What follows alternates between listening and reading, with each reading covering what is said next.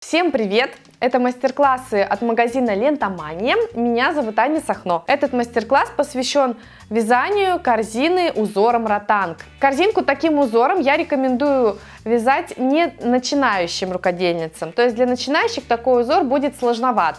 Узор кропотливый, требует большого внимания, его довольно долго вязать, будьте к этому готовы, и также долго распускать, поэтому старайтесь не ошибаться. Узор очень эффектный, выглядит здорово на маленьких корзинках, так и на больших корзинках, или когда узор выполнен в технике жаккард. Для вязания я использовала моточки пряжи лента, цвет небесный и цвет ваниль. Также я использовала крючки 6 и 7 размера. 6 размером я обвязывала донышко, 7 размером вязала полностью сам узор. Ну и, конечно, я использовала еще заготовку для донышка.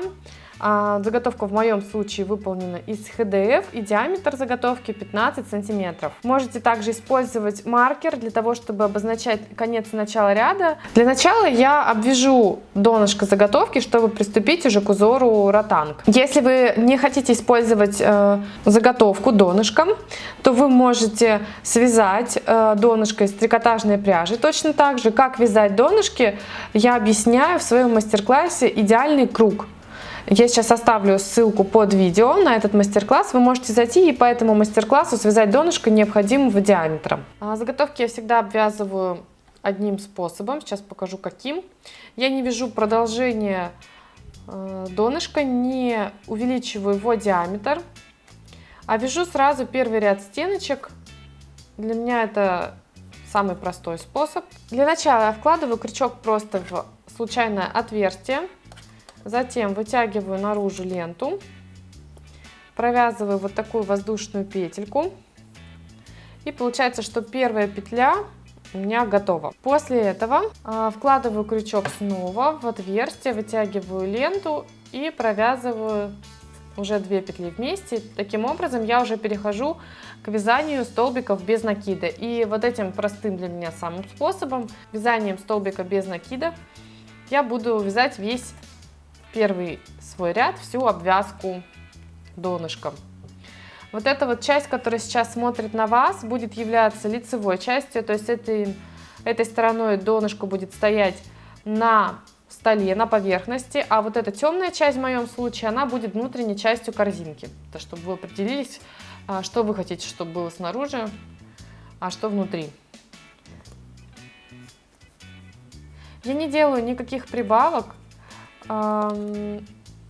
Просто со временем, провязав небольшое количество петель, я вот так вот вручную направляю петли перпендикулярно корзинке. То есть уже формирую руками прям стеночки. Продолжаю вязать.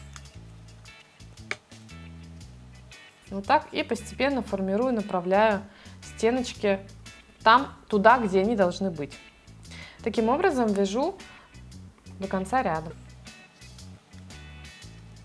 На своем канале я решила больше делиться с вами своей жизнью. Я хочу вам рассказать о марафоне Елены Блиновской, который я проходила около года назад. Марафон называется «Есть миллионы шансов», и он посвящен исполнению желаний. Этот марафон я прошла, но у меня до сих пор еще происходит внутренняя работа. Я работаю над собой, над своими страхами, установками и продолжаю себя совершенствовать.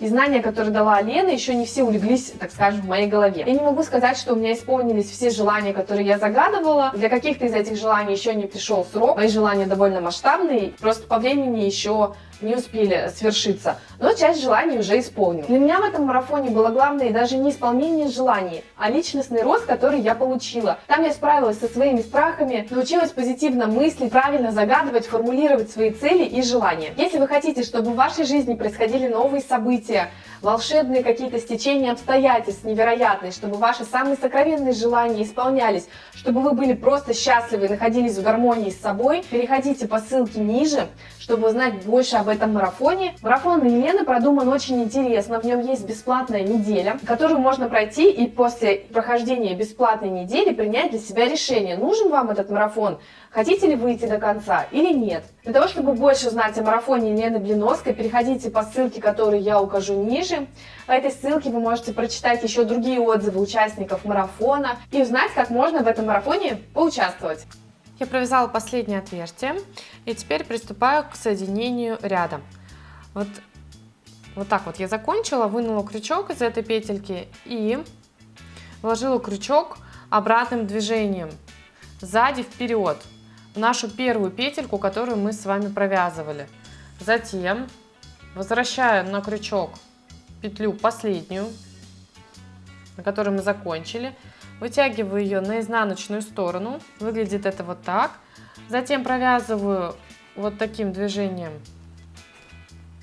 воздушную петельку для свободы. После того, как провязали воздушную петлю, можно начинать вязание второго ряда.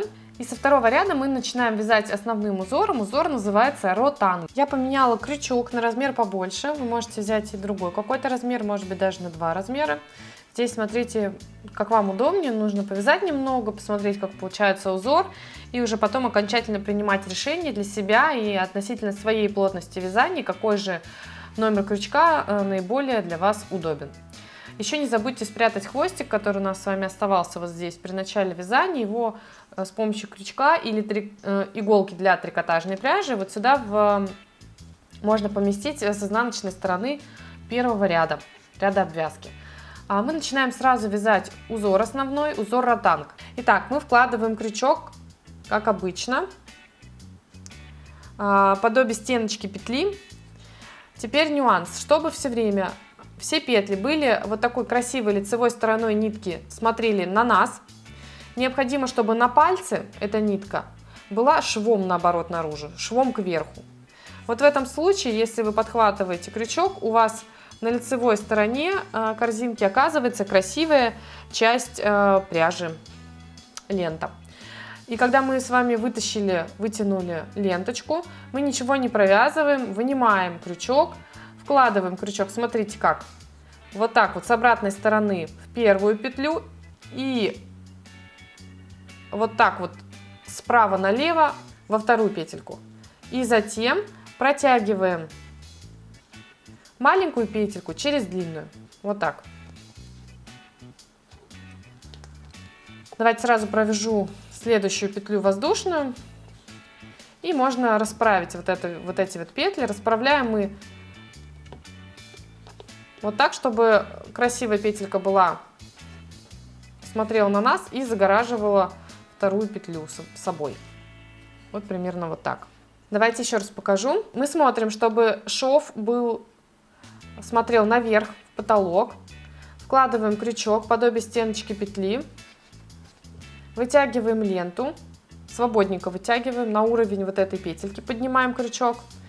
После этого вынимаем крючок, можно даже придерживать большим пальцем. Вкладываем крючок слева направо вот в эту петельку, в длинную, и справа налево коротенькую петельку. Теперь коротенькую петельку вдеваем в длинную и делаем воздушную петлю. Вот так. И затем вот эту вот длинную петлю мы расправляем. Вот так красиво ее выкладываем на вязание. Дальше снова повторяем. Следим за швом наверх. Вытягиваем. Придерживаем, вынимаем. Слева направо в длинную петлю. Справа налево в короткую петлю. Протягиваем короткую внутри длинной. Делаем воздушную петельку и длинную петлю выкладываем красиво. Вот таким образом мы с вами вяжем до начала ряда, пока вы не столкнетесь вот с этой петлей. Я провязала последнюю петельку в этом ряду, дошла до первой петли этого ряда и сейчас соединю ряды. При провязывании вот этой последней петельки я не вязала воздушную петлю. Я нахожу воздушную петлю для подъема, которую мы вязали перед тем, как связать первый вот такой вот столбик нашего узора. Возвращаю петельку на крючок и протягиваю на изнаночную сторону петлю. Вот так.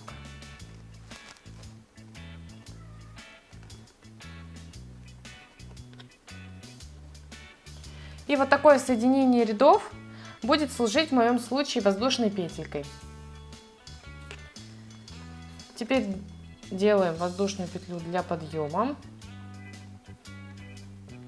И продолжаем вязание этого узора. Давайте еще раз покажу, как это делается. Второй ряд. Здесь, во-первых, есть некоторые изменения, куда вкладывать крючок, а во-вторых, так, возможно, вам будет понятно, на втором ряду более понятно, как же вяжется узор.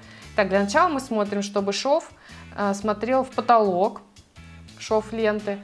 Затем вкладываем крючок между нашими полосочками. Вытягиваем ленту. Придерживаем рукой, вынимаем крючок. Вкладываем крючок обратным движением в длинную петельку слева направо, короткую петельку справа налево. И продеваем короткую сквозь длинную. Делаем воздушную петлю. И снова повторяем. Кладем ниточку швом в потолок, чтобы она смотрела. Вкладываем крючок между двумя ленточками, вытягиваем пряжу.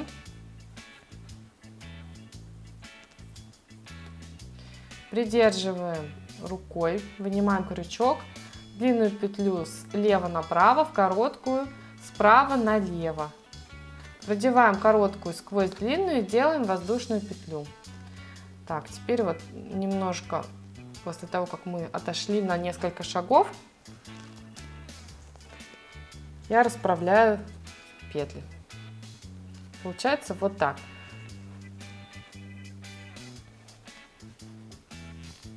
И таким образом мы двигаемся опять же с вами до начала ряда. Соединяем все так же, точно как и предыдущий ряд.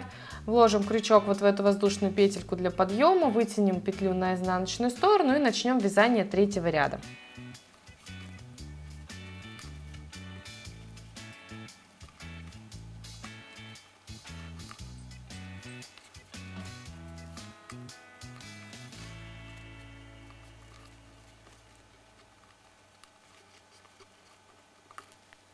Я провязала 8 рядов узором ротанг голубым цветом и сейчас решила добавить полоску белого цвета, так как полоски узором ротанг смотрятся очень эффектно из-за того, что узор находится в шахматном порядке. Вот эта линия соединения двух цветов будет смотреться интересно и выигрышно. Итак, я закончила вязать последний ряд голубым цветом, вот даже ниточку обрезала. И теперь вытягиваю, как обычно, через первую воздушную петлю ряда, последнюю петлю ряда на изнаночную сторону. И уже следующую воздушную петлю или петлю подъема я буду вязать светлой ниточкой, примерно отступая 10-15 сантиметров от кончика нитки. Я просто ее провязываю как воздушную. И таким образом продолжаю вязание 9 ряда уже только светлой ниткой цвета ваниль. Узор у меня точно такой же, естественно. И еще я буду следить за тем, чтобы хвостик белой нитки лежал на ряду. Таким образом, в конце вязания вам нужно будет меньше прятать хвостиков. Ну, либо вы можете не обращать на него внимания и потом с изнаночной стороны как-то его протянуть с помощью трикотажной иголки, например, иголки для трикотажа, или крючком меньшего размера. Вот. А в остальном узор будет точно такой же. Просто контрастного цвета. Давайте напомним еще раз. Ниточка смотрит швом в потолок, для того, чтобы вот этот стежок был лицевой стороной к вам направлен. Придерживаем рукой. Продеваем короткую сквозь длинную. Делаем воздушную петлю. Ниточка смотрит швом в потолок.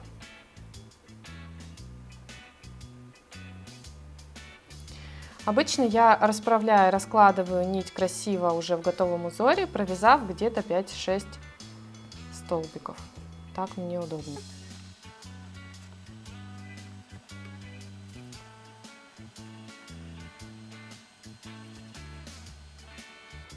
Расправляю.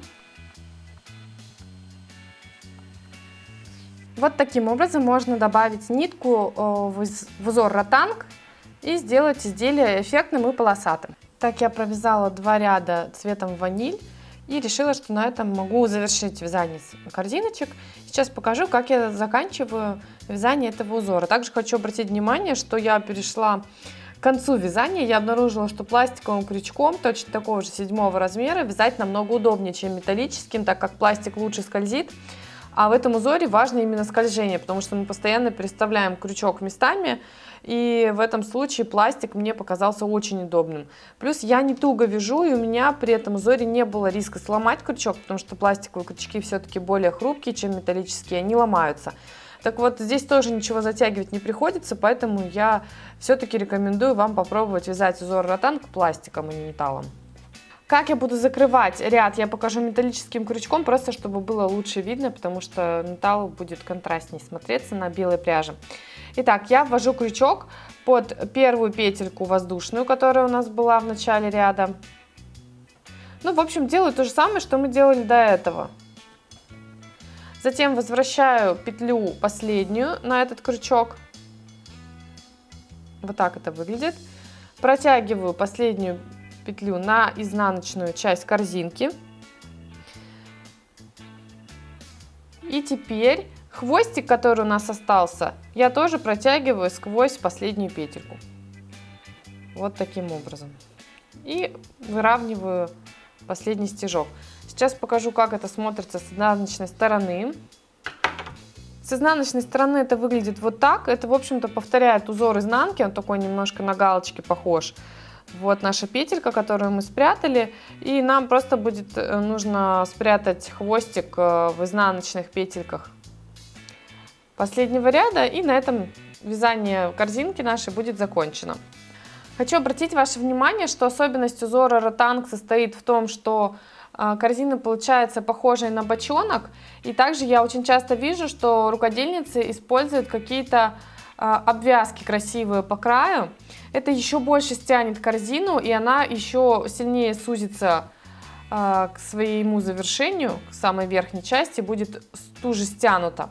И к этому нужно быть готовы. Если вы хотите, чтобы она еще больше была, еще пухлее, круглее, то тогда, конечно, можете использовать обвязку края сверху. Я не захотела делать обвязку, мне понравилось и так. Верхняя часть, верхний край корзинки таким узором сам по себе выглядит довольно интересно, поэтому я обвязку не делала.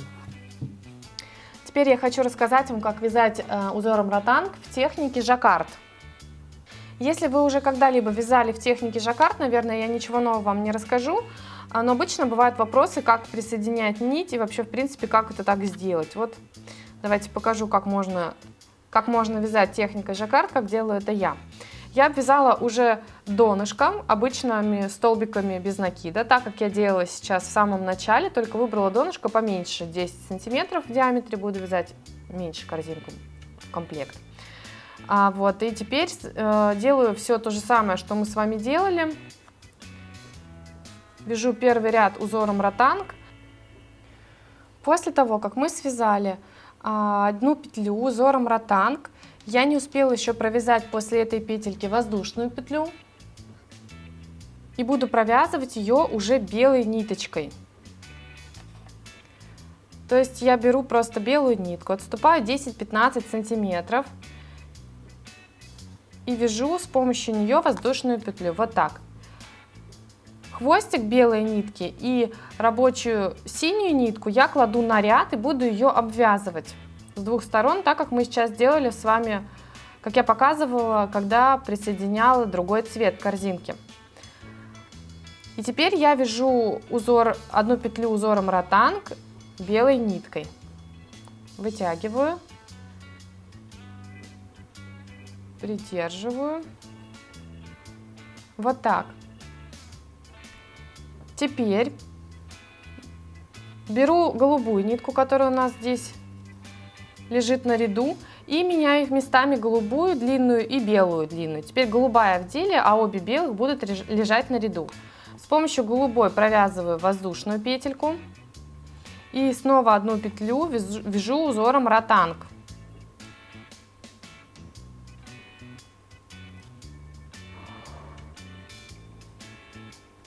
Затягиваю немного, меняю нитки, достаю белую Провязываю ей воздушную петлю, голубую, хвостик белый кладу на ряд и вяжу снова следующую петлю белым цветом узором ротанг.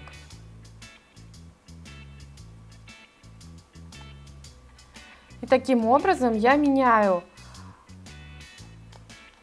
цвета поочередно. При этом, если вы заметили, что у вас просвечивают сквозь столбики хвостики, не переживайте, в следующих рядах, они во втором следующем ряду, они закроются, так как петельки же у нас в шахматном порядке проходят, они стежками, эти просвечивающие хвостики, будут закрыты. Сложность техники жаккард состоит в том, что нужно быть внимательным и следить, чтобы хвостики и нерабочая нитка, которую вы сейчас не вяжете, была на ряду, так просто будет аккуратнее получаться изнаночная часть вашего изделия. То есть всегда следить за тем, чтобы вот здесь на ряду был хвостик нерабочей нитки. Ну и также нужно быть внимательным, чтобы вовремя менять эти нитки местами, быть все время начеку. Пока вязала первый ряд, поняла, что необходимо еще вас предупредить, что в технике жаккард довольно сильно запутываются нитки друг с другом. Так что нужно их периодически друг от друга отделять, распутывать и вот эти вот перекруты раскручивать обратно. Вот такая еще есть особенность.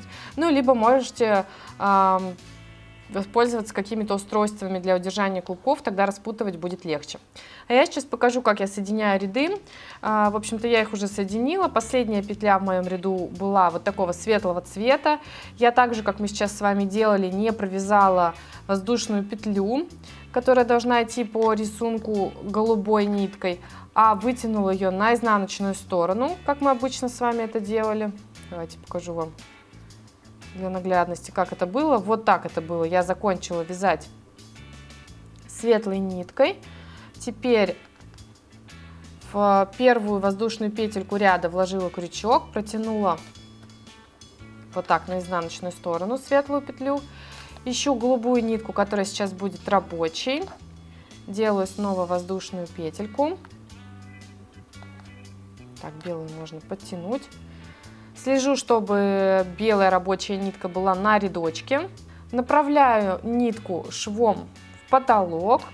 Вкладываю крючок между двумя стежками.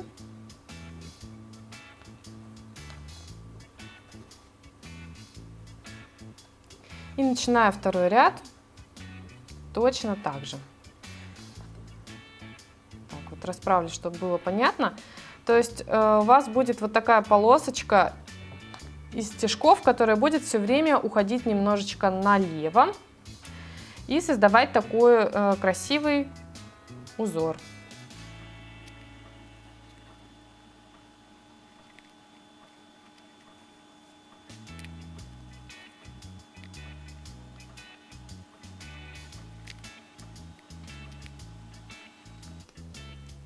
И вот такая вот получилась у меня вторая корзинка в комплект.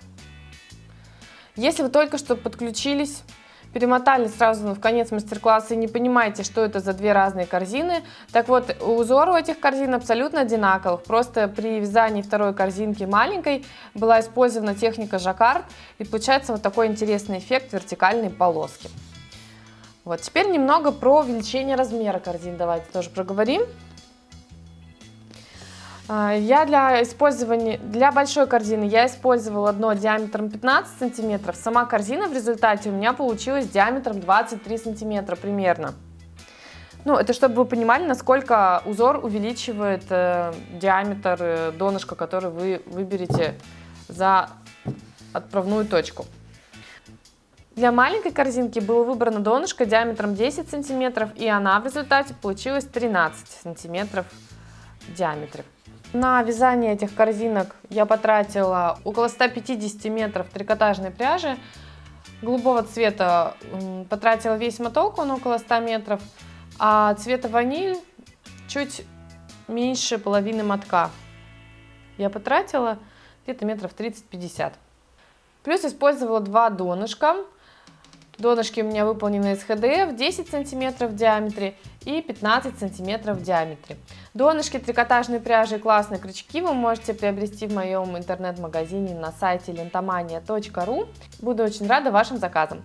И также обязательно подписывайтесь на мой канал, нажимайте колокольчик, чтобы быть всегда в курсе моих новых бесплатных мастер-классов. Обещаю вам что-нибудь интересное и полезное. Всем отличного настроения, пока-пока!